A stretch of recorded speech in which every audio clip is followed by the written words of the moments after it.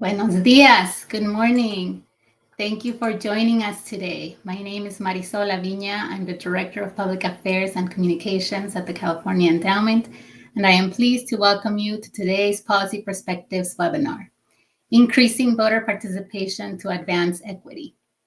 Policy Perspectives is a virtual space that brings together experts and partners to help us break down state and policy issues that impact our state and our communities. These webinars are nonpartisan, non-political. They're intended to be informational sessions, and it is a C3 space here. It's exciting to be hosting this webinar on National Voter Education Week. Also this week, ballots started going out.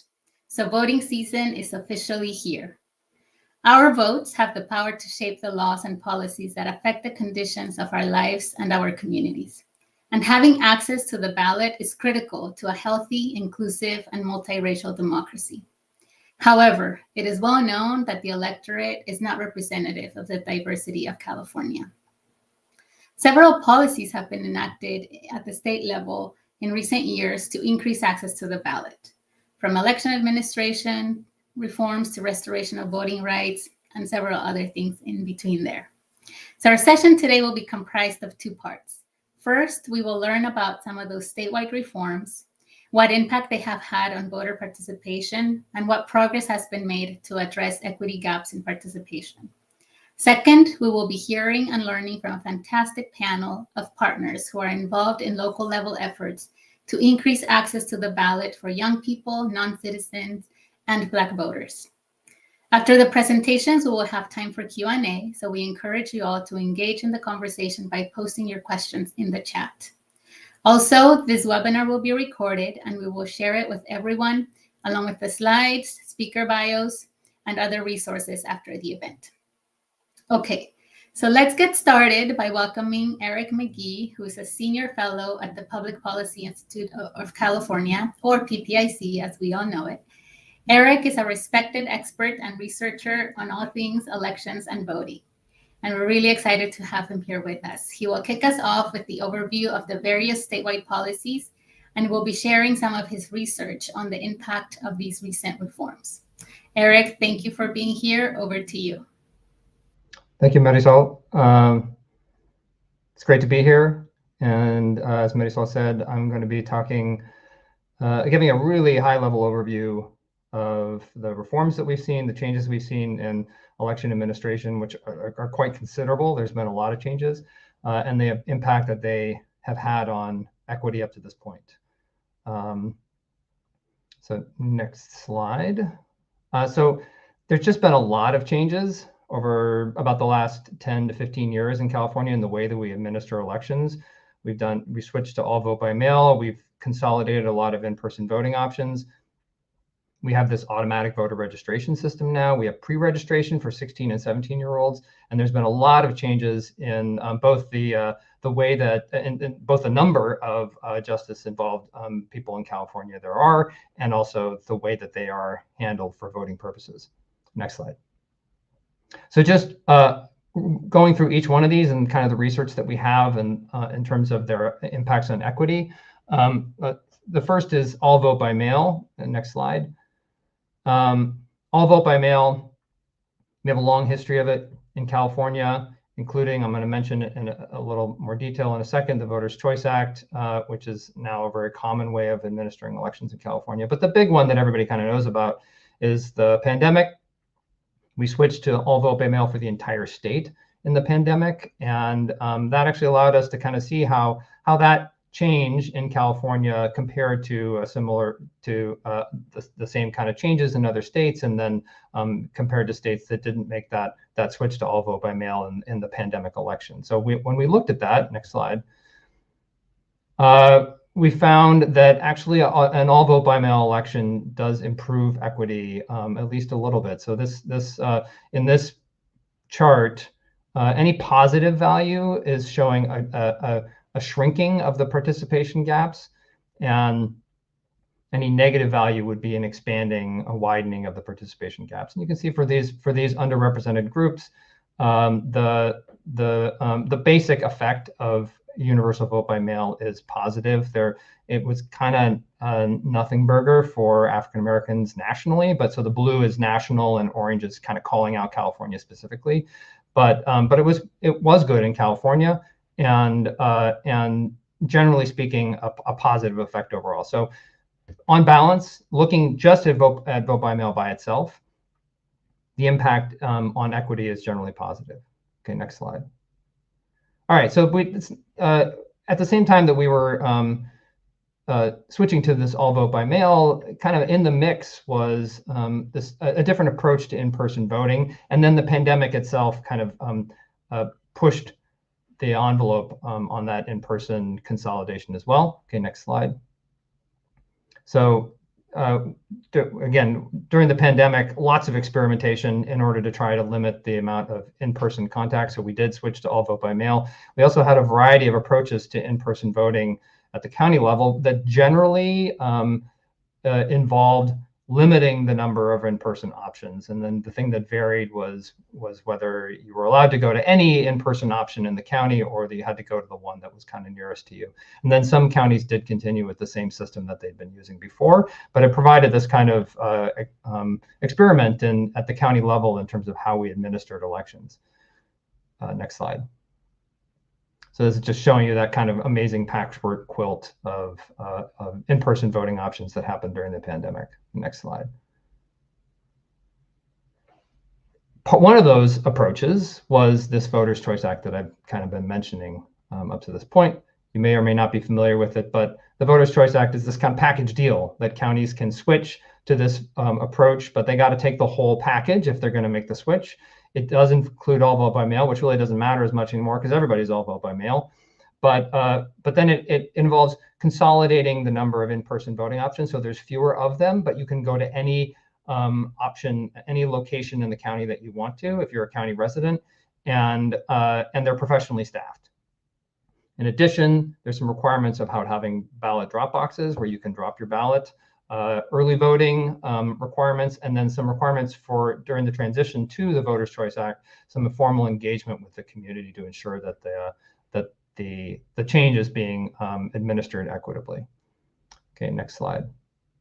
And the VCA after COVID has become the dominant way that we're running our elections in the state. So 14 more counties have made the switch since the 2020 election and now covers 78% of registered voters. So it's important to understand kind of what these in-person consolidation changes, what kind of effect that they've had on equity, separate from the all vote by mail changes. And I will say that the counties that didn't make the switch to the VCA returned to their pre-pandemic approach. So there are a number of counties that use sort of the old-fashioned approach to administering in-person voting, which is you just have a bunch of local polling places that are not professionally staffed by volunteers, and serves a smaller number of voters for each one. Okay, next slide. And that just shows you how like most of these counties are in sort of the center of the state, but there's a bunch of big ones in the south that have made the switch. Okay, next slide. So what was the effect of this in-person consolidation? Well, in contrast to the all vote by mail, it actually made, in many cases, it made the participation gaps worse. So the way you can think about this slide, so I mentioned before, negative is bad, positive is good. A lot of these are negative, not quite as much for youth, but for voters of color, they're negative. And what's kind of interesting here is that that we had in the 2020 election these different approaches that you didn't have to do the VCA. You could also do something very similar to the VCA, but wasn't quite the VCA, and then you could just kind of consolidate without where everybody had to go to their local still had to go to their local polling place. But they're kind of the same negative effect regardless, which is a little disappointing. So not as great a result there. Okay, next slide. Automatic voter registration, next slide. This is where you go to the DMV, and when you're getting your driver's license, you get asked a series of questions about voter registration, and you have to answer those questions in order to finish your DMV transaction.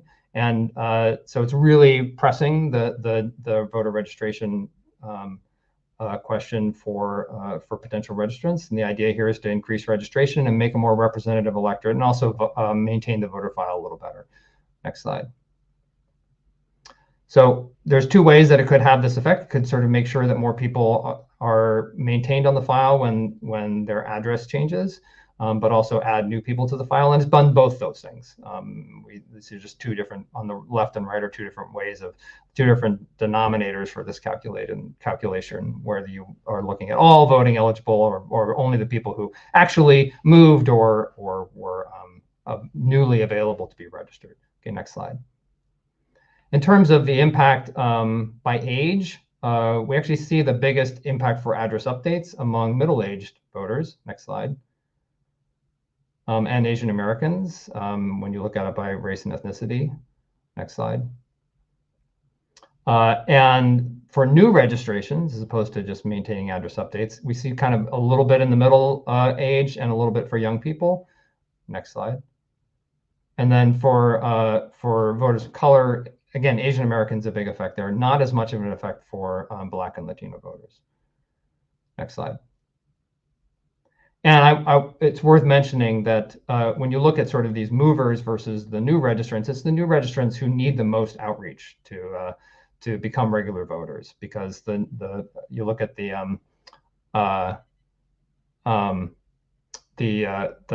address updates, the turnout is pretty close to, or actually even exceeds a little bit, the total turnout for the state. Whereas it's much lower for new voters, and even lower for new voters who are registered under AVR, or I call it CNMV here, which is California New Motor Voter. Much lower for them, even than other new registrants who are registered through some other method. So there's a real gap here that needs to be met. If you look at this by age, by race, ethnicity, it's basically the same pattern, where the new registrants through AVR have lower participation rates. Okay, next slide. Pre-registration, next slide, is where you can register as a 16 or 17-year-old, and you can and you can't vote at that point, but when you turn 18, your record automatically turns on. And then you're able to participate.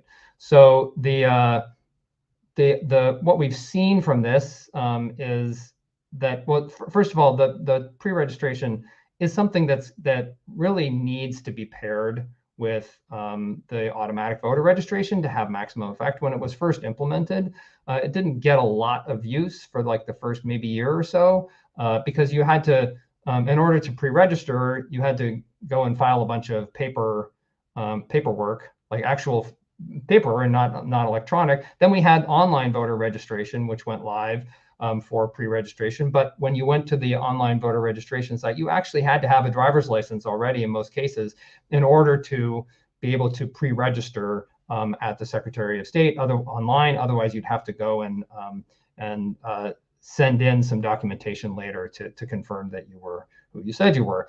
So it's really only been when those two things have been combined through automatic voter registration that it has become easiest for young people to become registered this way, because they go and they get a driver's license when they're 16 or 17, and then at the same time they get registered to vote through AVR. And you can see that it really has, the numbers really have accelerated since the adoption of New Motor Voter.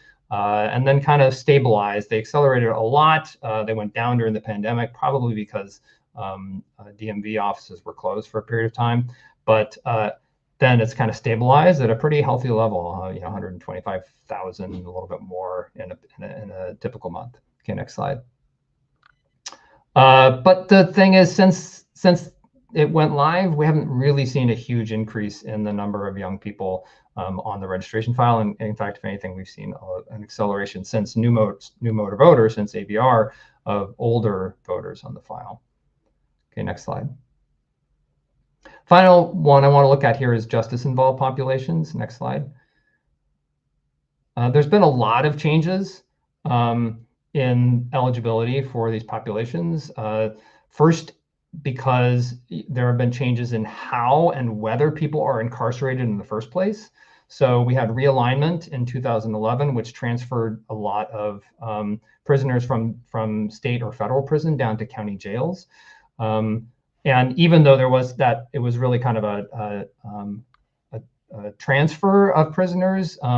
There wasn't a comparable increase in the county jail population that was as large as the decline in the state and federal prison population. So we really have seen a decline from realignment. And then Prop 47, which is something people are talking about a lot right now because there's a measure on the ballot to roll back some of the Prop 47 changes, but it switched a lot of felonies to be misdemeanors instead. So, and a misdemeanor, you don't lose your right to vote. Then during COVID, we had a drop in the number arrested in the first place, and others were released to avoid in-person contact. And so again, the people who were affected by incarceration in the first place went down. And the overall effect has really been dramatic over this period of time from 2011 to 2023. We've seen a 36% drop in the total incarceration rate in California. Next slide. So this just shows you that this is from a report that our criminal justice team did at PPIC, and you can just see this really dramatic decline, timed in many cases to these reforms and changes in the way that incarceration happens in California. Okay, next slide. There's also been changes in who is legally entitled to vote. So separate from whether you are incarcerated, if you are incarcerated, what do you have the right to vote? And so one of those changes is that people who were transferred under realignment to county jail, there are a series of court cases, and then actually a piece of legislation passed in 2016 that was carried by our current Secretary of State, Shirley Weber, that effectively makes it so that anybody who's in county jail, including people who are there for felonies, can still vote while they are in county jail. And the felonies that are involved in county jail are relatively minor and tend to have shorter durations of imprisonment. And then in Prop 17 in 2020 gave the right to vote to all parolees. So really big expansion among the justice-involved population and who was legally entitled to vote. Okay, next slide. And so this raises the challenges of this is, first of all, the incarceration decline has been concentrated among communities that face other barriers to voting. So these are income, education, and a history of exclusion. Next slide. This is just showing, this comes from the Center for Inclusive Democracy, great report that they did on justice-involved populations. And you can see that the incarcerated population in California is disproportionately Latino and Black. Next slide. There's also a challenge with providing information and access to the ballot for those with these new rights, because the information you get in jail is limited or incorrect. There can be discouragement by the jail administration from voting. You have delayed or inconsistent access to mail, and many incarcerated people in California don't actually know what their legal status is in terms of voting. Okay, next slide. So conclusions and recommendations. Next slide. We should try and identify the pain points for in-person voting under the VCA. I'm actually working on some work right now that kind of explores that. We should look for ways to promote more new registrations to expand as opposed to address updates. Address updates are great, but look for ways to expand the size of the electorate, maybe by moving new motor voter to some more agencies. We should do targeted outreach to the new motor voter, to the AVR registrants, because they have lower turnout once they're on the file. We should try and leverage the fact that pre-registration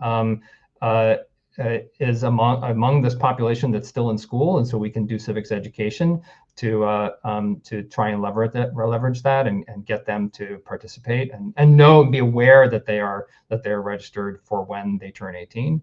And then we need more consistent and better information to prisoners in county jails in particular to make sure that they know that they have a right to vote. Okay, and that's it. That's my whole presentation. Thank you very much. Thank you so much, Eric, for that great overview. That's a lot of great information. Eric will be back with us for the Q&A section. So now let's welcome our panel to talk about the local level efforts underway. First, we're going to have Lucas Brecky Meissner, who's the Executive Director at Oakland's Kids First. And Lucas will be discussing efforts in the Bay Area to allow 16 and 17-year-olds to vote in school board elections. We will also be joined by Carlos Perea. He is the Executive Director at the Harvard Institute for Immigrant and Economic Justice. And Carlos will be talking about non-citizen voting in local elections, what it is, what it isn't, and the movement to create communities of belonging. And third, but not least, Nevon Watson. He is a campaign manager at Black Women for Wellness, and he will share about the efforts that BWW is implementing to engage and turn out Black voters. So let's go ahead and start with Lucas. So turning it over to you, Lucas. Thank you so much. Hello, everybody. Yeah, so I will be speaking a little bit about the efforts here in Oakland of the Oakland Youth Vote Coalition, kind of what inspired young folks fighting for voting rights and the campaign they run and kind of where things stand right now and looking forward. So, I mean, I'm from East Oakland and speaking from the perspective of what's been happening locally, but it's worth noting that this idea of 16 and 17-year-olds voting has been, explored in many countries and some small towns around the country. And I think it's important to note that, like, as an organization that works with youth organizers, there's always been this sort of wall that you hit in terms of engagement. So, young people are encouraged to be leaders. They're encouraged to step up. They're encouraged to speak out. But oftentimes they kind of get tokenized or sidelined, or their participation doesn't actually amount to real power. And we've seen this time and time again. I've seen this since I was a student in Oakland Unified School District. And back in 2019, coming off of the teacher strike in Oakland, young folks were really advocating and pushing hard for some really important programs that they wanted to save at the school district level, specifically case managers for foster care youth, student supports for AAPI students, and restorative justice coordinators. And those things were kind of on the chopping block. And in Oakland and many cities across the country, right, we are in this sort of phase of austerity where it's like, oh, every year we got to close schools or cut this or cut that. And young folks have really been caught playing defense. And in the wake of the strike, the school board basically said, oh, we have to pay the teachers, so we have to cut all these programs for you. And there was this divide and conquer that was really frustrating. Young folks broadly were upset with adults and showed up, 500 deep to the next school board meeting, really imploring the board to save these programs, to honor the commitments they'd made to young people. And it was emotional, and we've been here before, and it fell on deaf ears. And young folks at that moment really realized, like, if this isn't gonna move the needle, then like we have to try a different strategy, because we just don't have any power, right? We are treated as subjects in the district. We're not treated as folks who are constituents, even though schools exist because we exist, right? And so they really went into research because they wanted to fight this tokenization. They wanted to fight the fact that there's no accountability of the system that educates them. And when they discovered that there was this sort of nascent movement to fight for voting rights, they started exploring that, started researching, started meeting with elected officials at the city level, specifically city council, to kind of feel like, is there an appetite for this? What would this look like? And they ended up co-authoring a measure, which became Measure QQ, got it on the ballot.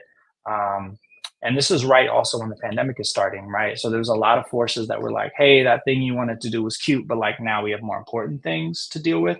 And the young folks had a decision to make, do we forge ahead or not? And ultimately what they decided is, we're always told it's not our time. And what was happening in public education, as you'll recall, during the pandemic, was a lot of this, oh, what if we just don't need teachers? What if we could do all online, right? There was this sort of fever dreams of like how we could sort of gut public education in this country. And young folks are like, these are the very conversations, right, that we need to be a part of. And so And the research also bears out that younger first-time voters are more likely to become lifelong voters, right? They are learning how to vote when there's a little bit more stability in their life and they're not moving to a new city or a new school or whatever. So they ran a campaign during the pandemic. Obviously, running a campaign during the pandemic is challenging, as y'all know, but they ultimately got it passed and then had been in, this was in 2020, right? So there's been these 4 years of sort of this fight for implementation. And in the research, these students learned that Berkeley had passed a similar measure in 2016 and it had never been implemented. So we kind of knew going in that this wasn't just going to happen just because it passed. And so coming from a community organizing, perspective versus, folks who are experts in democracy, we're learning how these systems are working. It was really clear that we are going to have an inside-outside strategy. We are going to have to compel the bureaucracy and the registrar of voters to really take this seriously, but also make sure that on the back end, the inside strategy was developing, because this was no small task. There's never been a city in this country that's built out a really robust voting system. And as Eric mentioned, we have pre-registration for 16, 17-year-olds. So we're able to work within the context of pre-registration and with the VoteCal system. And we're able to now activate 16 and 17-year-olds starting in this very election for school board elections for which they're eligible, which is really exciting. And because of the work of the Alameda County registrar getting this up and running, Berkeley's measure is also going to be implemented this year. So it's really, really excited.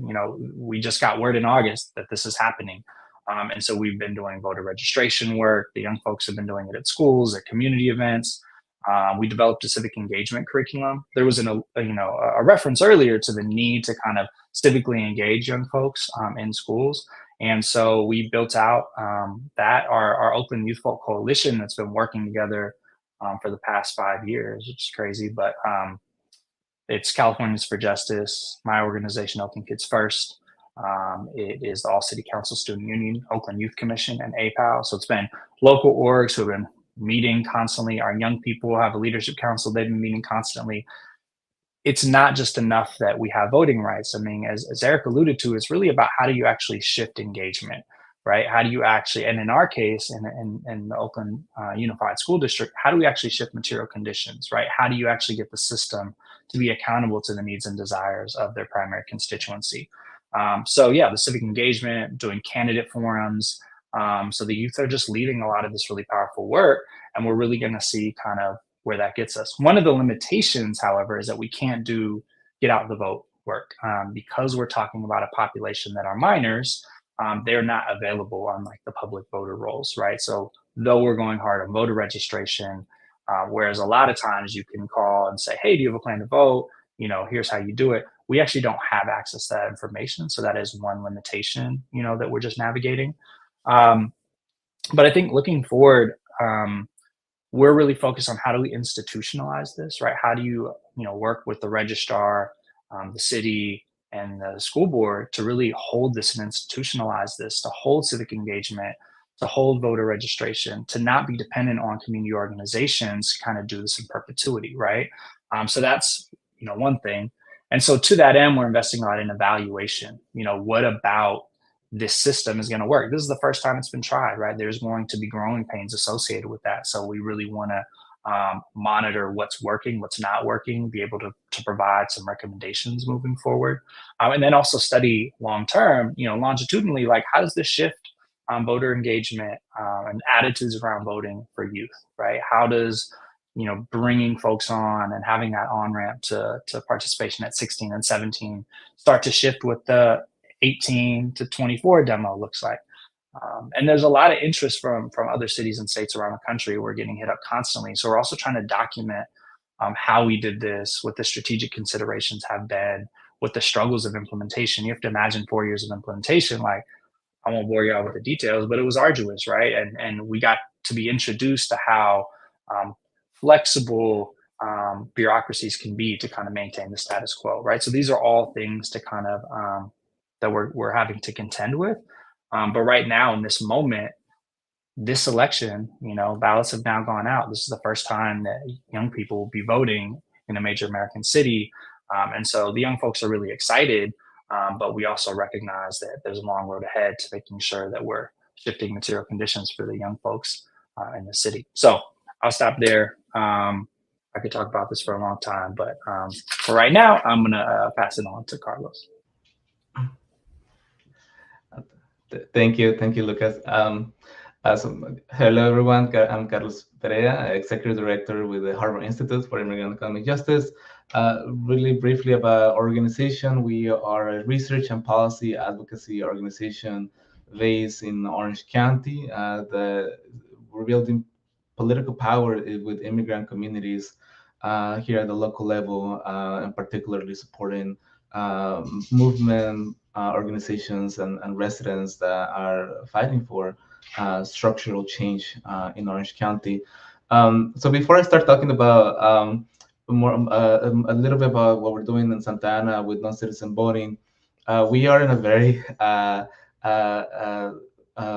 we're in a time where immigrants again have been demonized by political parties, where we continue to be the piñata and the quote unquote bad people that unfortunately different political figures have taken on to scapegoats for the problems that are happening in this country that are more structural than anything.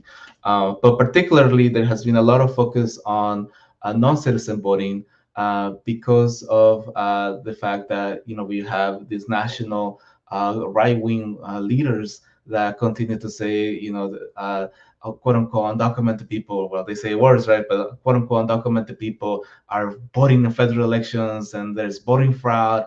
So something to be very clear, and that is that federal law does not allow already non-citizens to vote in federal elections. Now, there is more than 14 local cities across the nation that allows non-citizens to vote in local elections only. And I'll go a little bit into what non-citizen voting means. But non-citizen voting is not it's not a new idea. It's not something new.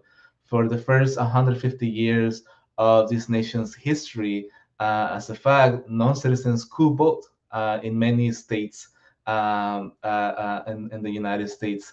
And settlers had this rallying cry that of no taxation without representation when revolting against the Queen of England.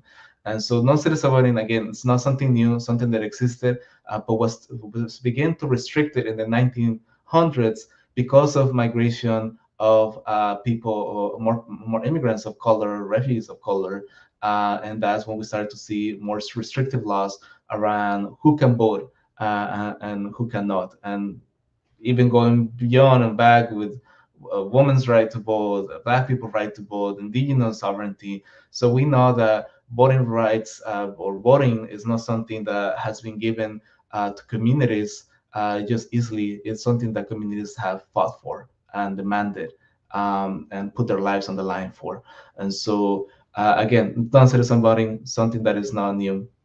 Now, in California, what we're seeing is a movement to push forward non-citizen voting as a response of many things, but one particularly is that many communities in California are increasingly looking like Santa Ana in terms of our populations. In Santa Ana, for example, we have 1 out of 4 residents that are non-citizens, and 1 out of 3 residents, adult residents, are non-citizens. So we're talking about nearly 1/3 of the population that live in their community, are raising their families, are contributing economically, are the economic backbone of those cities in many cases, that are excluded from the political process. If we look at California, 15% of Californians are non-citizens. 15% of Californians are non-citizens. That's a big percentage of people in California that do not have a say and who represents them at their local level.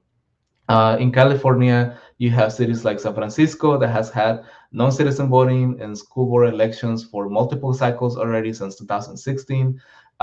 You had more recently Oakland, where voters approved non-citizen voting in school district as well, which they're going to through the implementation process. And outside of California, you have cities like Washington, D.C. that already have non-citizen voting. In fact, they had their first non-citizen voting election in the primary, and they're going into the general election with non-citizen voting.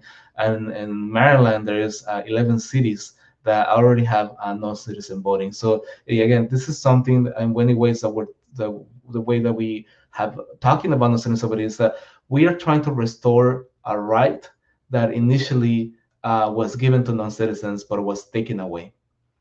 Now, what does that mean for our community? So I'll speak a little bit in terms of Santa Ana, how the movement has come about, and where we at, and where we going, hopefully at the statewide level. But in Santa Ana, for many decades, community has organized, immigrant Latino community has organized to fight for political change and policies that truly reflect our community. Santa Ana has been one of those cases where we had an all Latino city council for decades, and all of them Democrats. And despite what perception of what could look like or what could mean politically for Latinos, Latinos continue to lag even under that type of leadership because issues like housing, economic justice, policing, all those things that matter to our communities were constantly ignored by the political establishment in the city. And so we realized that representation is not enough for us, that in order for us to truly have our interests, our best interests at City Hall, we needed to have political representation. Santa Ana, just to give an overview, is one of the top 15 cities in California with the largest populations of non-citizens. And this is just looking at large cities with populations greater than 100,000. So Santa Ana ranks fifth in terms of the large cities in California with non-citizens. About 24% of its residents are non-citizens. If we look a little bit more into the demographics, out of the 300, 76% of the residents in Santa Ana are Latinos, 11% are Asian, and majority Vietnamese communities, and the 9% are white communities. But when we look at the economics and the issues that impact our communities, more than 51% of the city's populations are renters. More than 51% of the city's populations are renters. And a large number of those renters are immigrant refugees, non-citizens. So we're talking about that in many parts of the city, and if we were to look at the city on a map, the closer you get to the central Santa Ana, it's working class communities, Latinos, Vietnamese communities, renters, folks that have constantly been neglected by City Hall. And then the more you look at the outskirts of Santa Ana, is where you have the more affluent areas and less of people of color. So historically, city elections were before we had district elections in 2020. Elections were determined by the outskirts populations, the more well-off populations of the city, and the voices of working class immigrants and refugees were constantly suppressed. So then we went into district elections in 2020, and then we started to see some change. But that's just to give you kind of like a picture in terms of what's at stake for Santa Ana, what's at stake for many other communities across California that have increasingly higher numbers of non-citizens, and for decades already. So in Santa Ana, in 2023, we launched a coalition called Santa Ana Families for Fair Elections, and it was composed of community organizations, residents, young people. It was a multi-generational, multiracial coalition of Mexican, Central American, and Vietnamese residents in the city that have already been fighting for issues like rent control, police accountability, budget equity. And in 2023, residents decided to call on the city to expand voting rights to everyone, regardless of their immigration status, to be able to vote for mayor, city council, local measures that impact our communities. An example was in 2018, the city put forward a ballot measure that increased sales taxes to the highest percentage in Orange County. And again, impacting working people who had a regressive tax that impacted mostly immigrants and refugees, yet majority of them were not able to have a say at the ballot box on whether or not that tax should be approved, which it was approved. And so that was the fight that really residents took on to city council. And in November 2023, the Santana City Council decided to place it on the ballot in this upcoming November election. So this is coming up pretty quickly. Another things to note about Santa Ana: 1 out of 3 residents of voting age are non-citizens. 1 out of 3 Latino adult non-citizens are non-citizens. 1 out of 4 Asian adult residents are non-citizens. So it is, again, it's not only a Latino issue, it is impacting many communities across California, and in Santa Ana, those are Mexican, Central American, and Vietnamese communities. Now, some of the misconceptions and misinformation that we continue to hear for those that want to continue to exclude non-citizens from participating in local elections have been that it's unconstitutional, that non-citizen voting it should not be allowed because it's unconstitutional, that it will dilute citizens' right to vote, that it is costly, that running elections on non-citizens it will be costly, that it will impact people's immigration statuses. So a lot of things are pouring right now into Santa Ana on misinformation to try to create fear in our communities and also create doubt about whether or not cities like Santa Ana should move forward with this. And so just to clear some of those misconceptions about what non-citizen voting is and what non-citizen voting is not. So firstly, on the question around is it illegal for cities to do to expand voting rights to non-citizens? And the answer is no.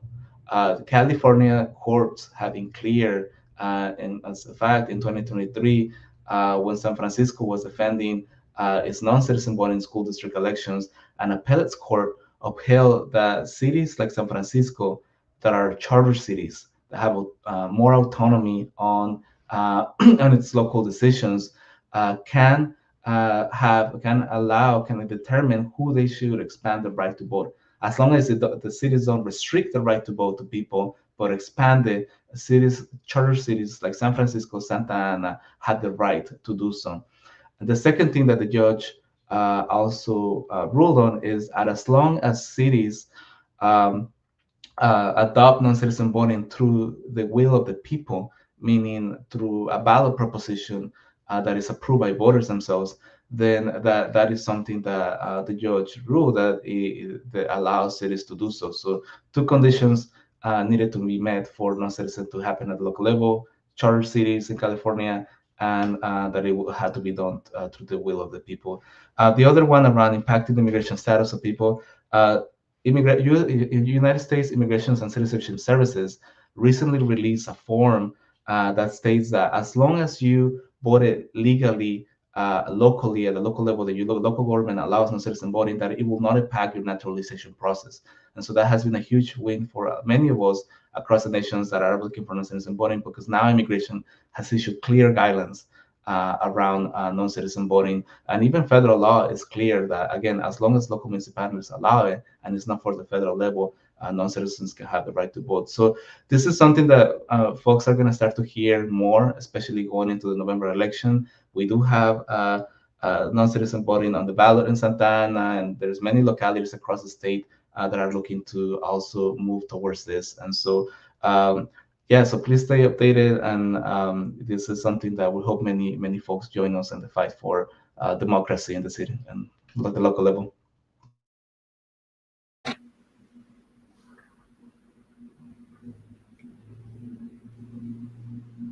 Thank you, Carlos. Go ahead, Navon.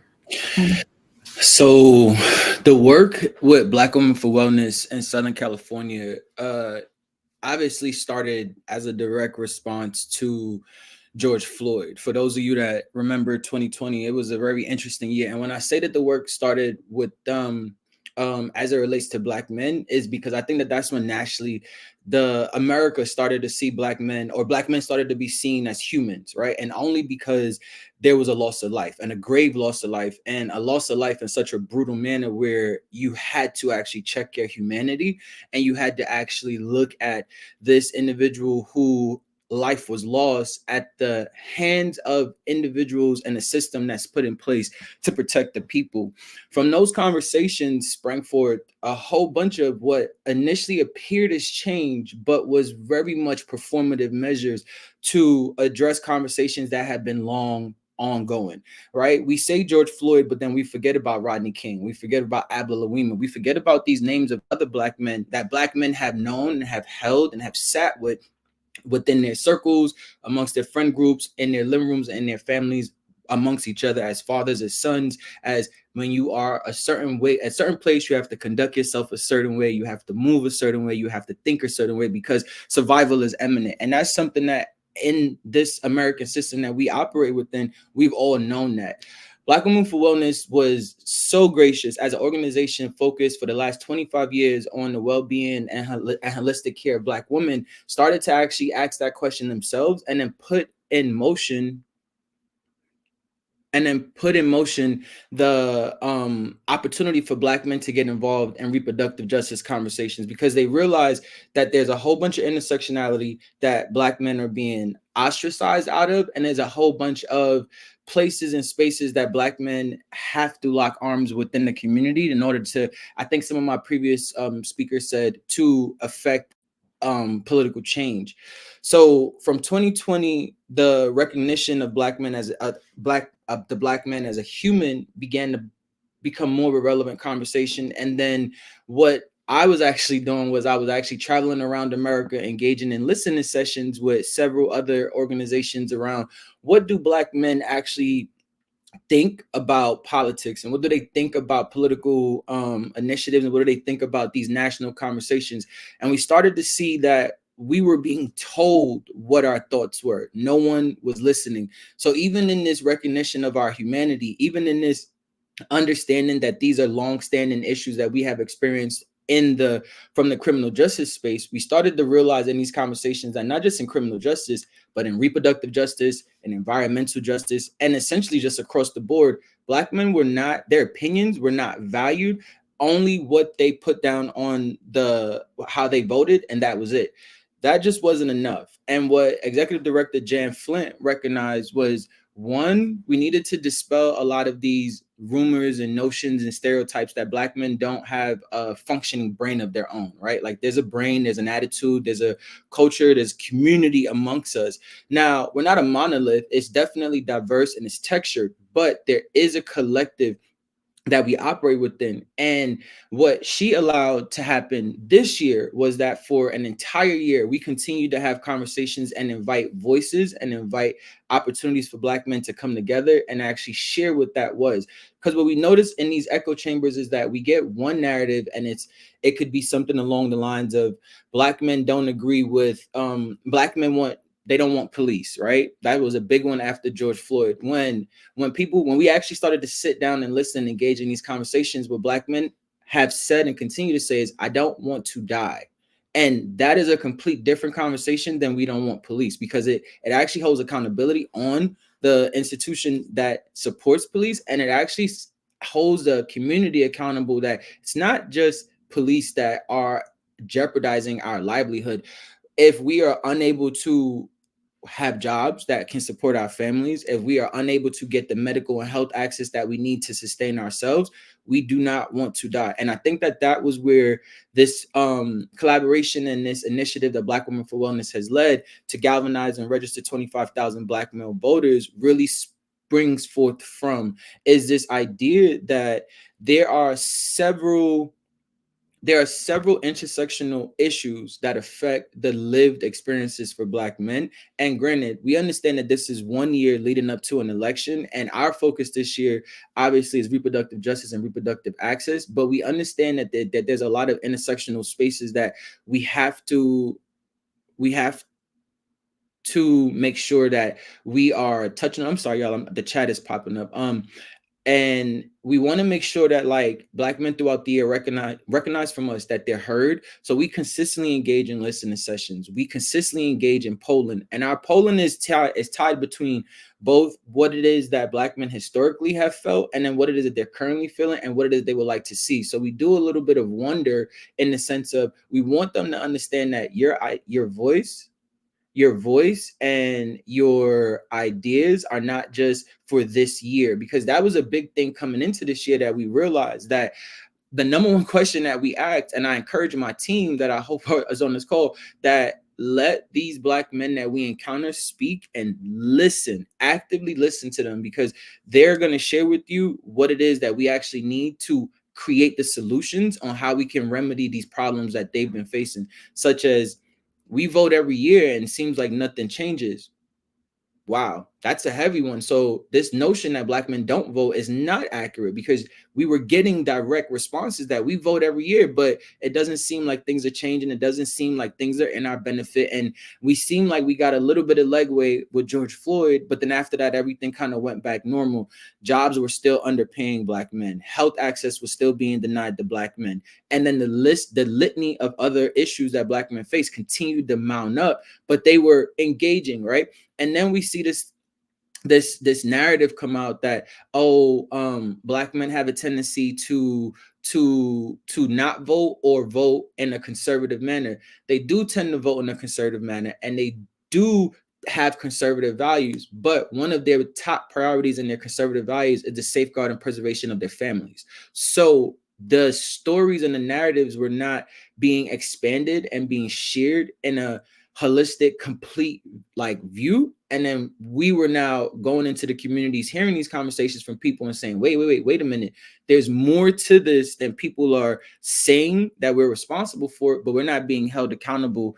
The community isn't being held accountable to how they've kind of bastardized these talking points, and they've used it as a way to kind of silence Black men and say, well, if they're going to vote like that, then we don't need their vote. When it's like, so first I don't vote, and now you don't need my vote. And then what I am saying that we do need is not even being listened to.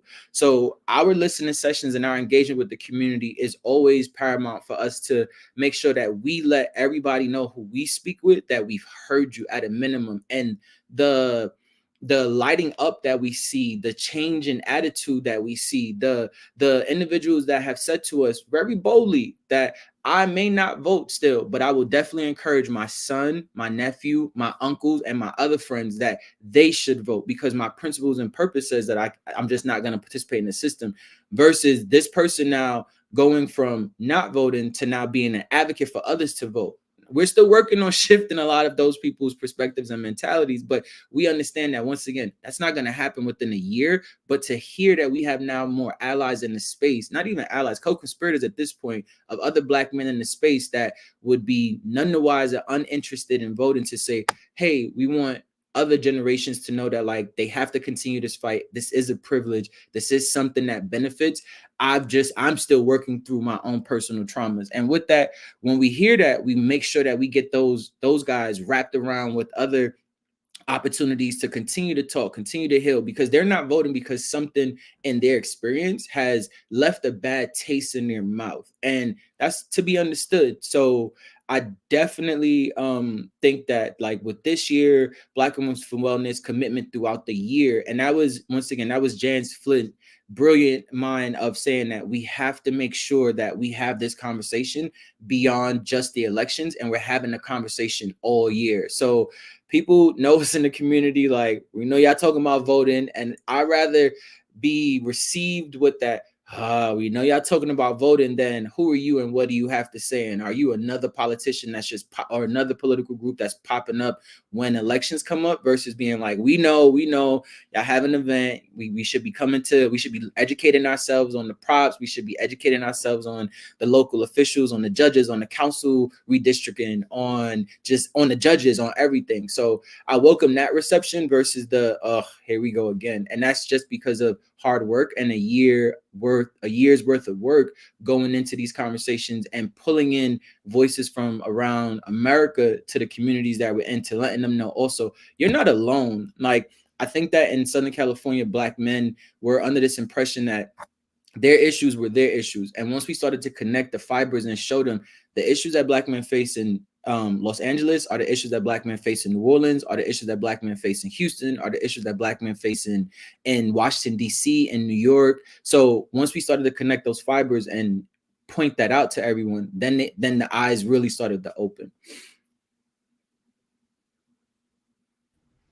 Thank you so much, Navon, and thank you for all the great presentations. Very inspiring stories of the young people rising up, communities in Santa Ana, creating this multiracial solidarity. And Navon, thank you for reminding us of the consistent, touches that it takes to make sure that voters turn out. We do have a couple of questions from the audience that we want to get to. But before that, just a quick clarification, Carlos, on one of the statements that you made with regards to the non-citizen population of California. It was 15%, correct? Correct. Thank you. Thank you so much. Okay. So the first one is regarding the Voters' Choice Act. And Eric, during your presentation, there was a question as to, why the VCA increased the gap. Yeah, I think that's an excellent question. So the not very satisfying answer is that voters of color in particular often prefer to vote in person. And so when you're changing up the in-person voting options, it's impacting those communities more. So why it had a negative impact is not entirely clear. And so there's actually some follow-up research that I'm doing to try to better understand like what might be actually behind that. Is it just the act of changing it? Is it the fact that there's fewer options?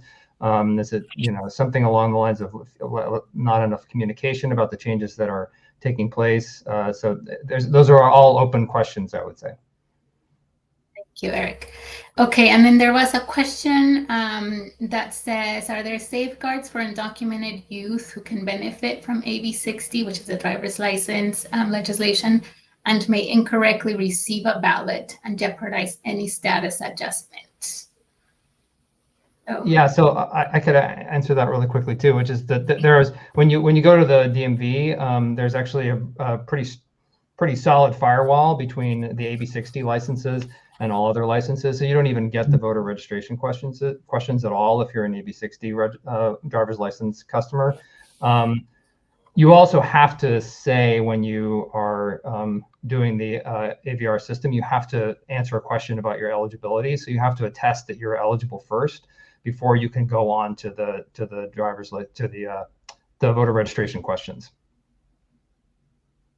Very helpful. Thanks, Eric, for that. Well, those are all the questions that we have in the chat, and we want to be mindful of everyone's time. We want to appreciate Lucas, Carlos, Eric, and Yvonne for this very rich and very insightful conversation. I personally learned a lot, and I'm very inspired by all the efforts going on at the local level to increase access to the ballot. To our audience today, we appreciate you joining us, and we hope you can join us on November 7th for the next Policy Perspectives webinar, which will bring you an early analysis of the election outcomes and what it means for California. We will be sharing all the slide decks or the slides from Eric, the bios and the recording of this webinar, along with the resources that were shared in the chat. And I want to appreciate our speakers for sharing those resources. And so we'll have that in your inboxes tomorrow. And please take a minute to fill out the survey. There's a link in the chat, and we will also put up a QR code on the screen momentarily. But first, we wanted to share a video from our vote campaign. But once again, thank you, Lucas. Thank you, Carlos, Eric, and Yvonne. We really appreciate you. Everyone, have a good day. Please vote, and remind everyone you know to go out and vote. Please vote. There are many people who need their voices to be amplified so that we can create a better future for everyone. That is why when I vote, I exercise my right and my voice to create change for those who need a home, a livelihood, because we all deserve a haven we can call home in California.